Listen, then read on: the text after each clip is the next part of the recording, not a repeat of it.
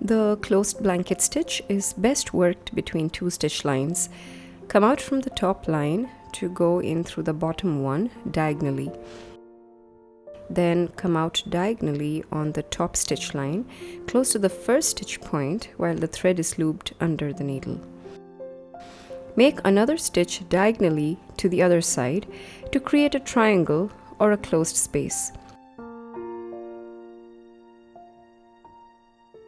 Repeat the process to create more triangular shapes.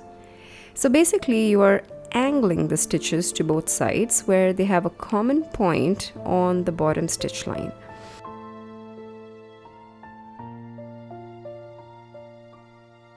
This stitch appears the same on both the sides, making it a beautiful variation of the blanket stitch to work on edges. The closed blanket stitch is pretty similar to the marrow stitch, which uses a different stitch technique.